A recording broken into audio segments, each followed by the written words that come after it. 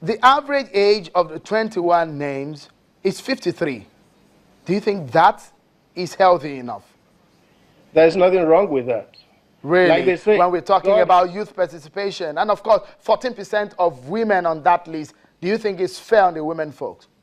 God himself is ageless, so you can't be talking about whether somebody is this year old or that. And then talking of women, yes, 3 women in this 21-man list, 15 yet to come. If all the 15 are now women, what will you say? But just be sure that the president is mindful of fair representation in the country, and he will do what is needful. All right, so we'll wait, of course, Femi, and I know you will give us, you will come to talk to us then. But tell me, is the president still going to be the Minister of Petroleum? He said it. He is not going to be minister as in designated as minister. He's going to supervise the ministry. When President Obasanjo supervised that ministry for about 6 years, was he called Minister for Petroleum? No, he was not. So the president is going to supervise it. Mark his words. He said, yes, he will supervise that ministry, and maybe he will have a Minister of State to work along with him. So it's not as if he's going to bear the designation Minister for Petroleum Resources. He's just going to supervise that ministry. And I dare say he has all it takes to supervise that ministry, having been all minister for 3.5 years in the past. All right, just before I allow you to go because of our time, tell me, we're talking about pruning the ministry, number of ministries, and people are saying there's a possibility of having a cut down in the number of ministries. How many ministries are we expecting President Muhammadu Buhari to have? President Buhari will respect the Constitution, and the Constitution says that ministers must be appointed from 1 per state, which means there must be 36 ministers minimum. He will respect that. All right. Well, of course, I won't allow you go until you tell me, did the president actually consult the state governors, especially those of your part of the APC, before he brought out this list? Well, remember, in the past, the president had said when the governors were appointing their commissioners in their states, he never interfered. So he didn't expect them to interfere in the choice of his ministers. That was the original position. And then later, he came back to say when he had his list ready, he was going to run it by the governors. So that's the position. All right. I guess there must have been some consultations, but it does not mean that the positions of the governors, the position of any governor is going to be sacrosanct on a nominee. All right. Thank you so much on that note, Femi. Femi Adesina, the special advisor to the president on media and publicity, for giving us clues as to those things that we're expecting all of these to happen. Just before we go on break, what do you make of Femi's intervention on this matter? Well, I think the issue of the president being Minister of Petroleum, according to what he said, is actually not out of order. He's going to appoint a Minister of State who will be there in the Ministry of Petroleum. He has to do his work. He has to make explanations for the president, but Nigerians still hold their position. Nomination is the president's prerogative, and right now there's nothing anybody can do about it.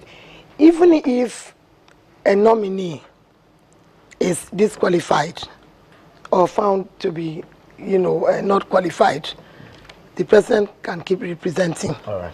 Thank you so much. So there's nothing anybody can do about it. The list is out. The list is out. So right. It's Nigerians to continue to pray for the best for this country. Right. So that people can move this nation forward. Senator Itiagiwa, a former senator and special advisor to a former president on the National Assembly matter. We take a break, and when we return, we dig more just in the last part of the show. Join us again. Thank you so much for staying with us. Just as we round up this show now, just a few more facts and figures that we want to give out. Jide Ogunsanwo joins me again. Thank you so much, Jide. From what we've seen from 2011 and 2015, give us an understanding of the differences in this list and the numbers. Now, Nigerians, we've had a lot of discussion regarding the age, but we also what is probably more important is the discussion regarding what ministries are quite significant that these ministers will head. Currently, there are only 5 ministries that account for 78% of the budget. That's the Federal Ministry of Finance, the Federal Ministry of Education, Defense, Police Formation and Command, and Health. These are the 5 ministries that account for 78% of the budget. So this ministries need to be managed by very credible people, by people that understand leadership, that people that can take us from the current slowdown we have onto the next level. Even though we have a long list, we have a list of 21 ministers, we understand that not all ministries are created equal. So we're more interested in who leads these key 5 ministries. All right.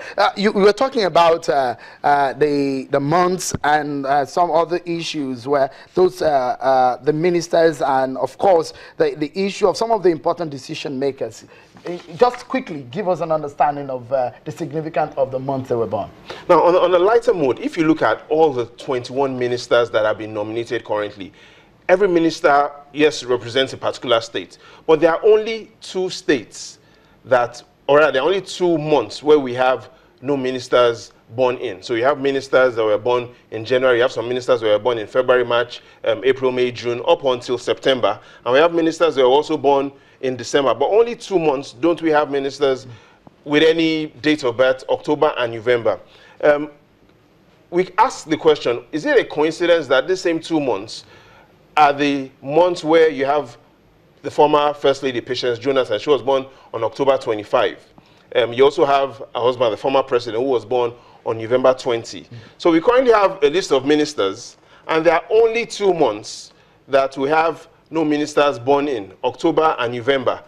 And these 2 months also, coincidentally, are the same 2 months where we have the wife of the former president born in October, and the wife and the former president himself born in November. We need to investigate, was there any decision, does the president really want to do away with everything that has to do with the former administration? It's something interesting. We don't know if that was the basis or that was the reality. Another thing that is very interesting is there are 2 people that are going to be closest to the president. You have Ibe Kachiku because of his petroleum focus. The president was born on December 17. Ibe Kachiku is born on December 18. The second man who is going to be closest to the president is Senator Bukola Saraki, who was born on December 19. So you have Buhari born December 17, Ibe Kachiku born December 18, Senator Bukola Saraki born December 19. So we see that sequence, and that's also interesting. To investigate. Thank you so much for being a part of the program, Jide, and also thank you also for being just a very great companion on the program. Well, it's been a wonderful one. Well, until next time, on behalf of the team here at the Channels Television Headquarters, I'm Sean Wakimale. Bye for now.